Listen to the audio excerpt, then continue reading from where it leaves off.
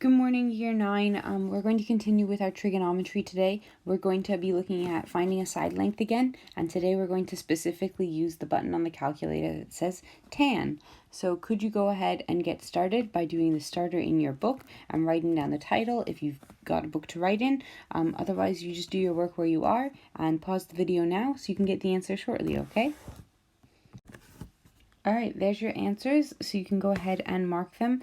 Ideally with a green pen or, any pen that you've got is absolutely fine as well. Okay, and then you will need a calculator for today's lesson. All right, let's get started.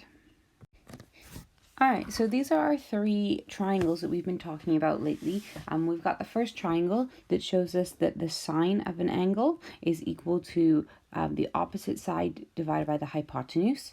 And then we've got the next triangle, which shows us the cosine of an angle is the adjacent side divided by the hypotenuse.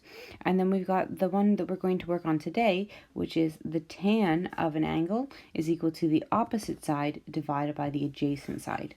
So this is the triangle we're going to look at today. We worked on the cosine one last lesson, and today we're going to look specifically at the tan triangle. All right, let's try some examples. All right, example 1 says find the length of x. So x is this side over here on the triangle, and we want to find out how long it is. So step 1 is always to label your triangle using the letters H for hypotenuse, O for opposite, and A for adjacent. So let's go ahead and do that. This long side over here is definitely the hypotenuse. Here is the angle that we're interested in. And if I stand at that angle and I walk directly across, this side over here is the opposite side, and the side underneath with 20 is the adjacent side. Now the adjacent side has the number 20 on it, the opposite side has the letter x, which we want to find, and the hypotenuse has nothing on it. So I'm going to cross that off because I have no interest in that side because I don't want to find it and it doesn't have a number. Now I can think about what do I want to find, and I want to find x, which is the opposite side. So if I go to my little triangle up in the top corner, if I want to find the opposite side, so if I cover up the O, I'm left with tan theta and A. So I want to go and times those two things together. So the opposite side is equal to the tan of the angle that we're interested in times by the adjacent side. So we've got the tan of 65 degrees times by 20. Now, when you put this into your Casio calculator, it's going to have a bracket, so you have to close the bracket as well. So let's try that out in our calculators. We've got tan 65 close bracket times by 20. And my calculator says that it is 42.89. All right, and then there we go. That's it. So it's the same as what we've been doing the last few days, but it's looking at using the tan button. Now, if you wanted to round this to something else, you could also call it 42.9, or it would also be acceptable to call it 43. Okay, either way is absolutely fine. Let's try another example. All right, so again, we want to find the length of x, and here's x down here. So we always want to label our triangle first before we do anything else. And we're going to label hypotenuse, opposite, and adjacent. So the hypotenuse is the longest side over here.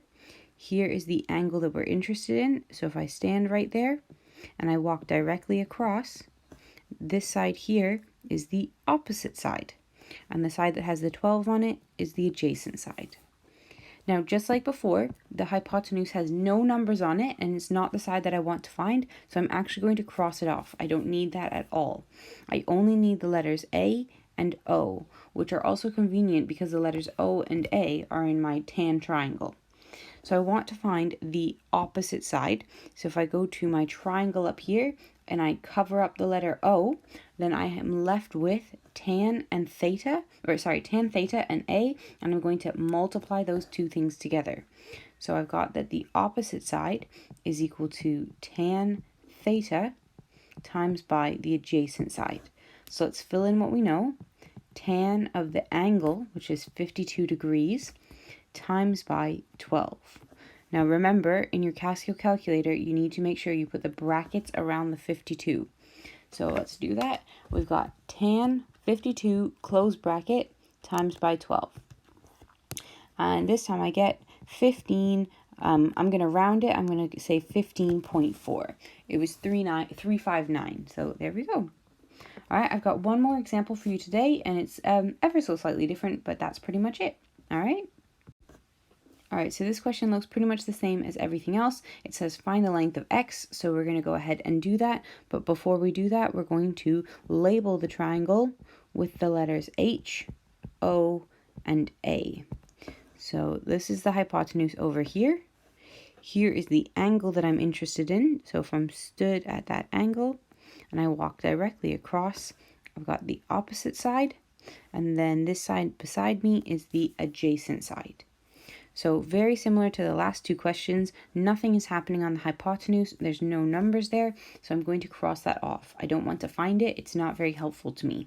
I am interested in O, and I'm also interested in A. A is actually the side that I want to find. So if I cover up A here, I'm left with O and tan theta. And so this line here tells me that I want to divide the two things. So it's O divided by tan theta. So if I want to find the adjacent side, it's going to be O divided by tan theta. All right, so let's go ahead and try that. The opposite side is 8. 8 divided by tan of the angle, and the angle is 43. And again, your calculator will probably open up a bracket for you, so you got to make sure you close that.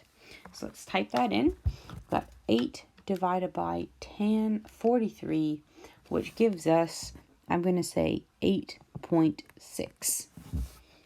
All right, and that's pretty much the question's done. You're either going to have to multiply or you're going to have to divide, but if you draw out this triangle up here where I'm drawing the star, if you draw this triangle out every single time or have it on the top of the page, you'll know if you need to multiply or if you need to divide. Okay, so go ahead and have a try at the tasks in the PowerPoint, and then let me know if you have any questions. All right, bye.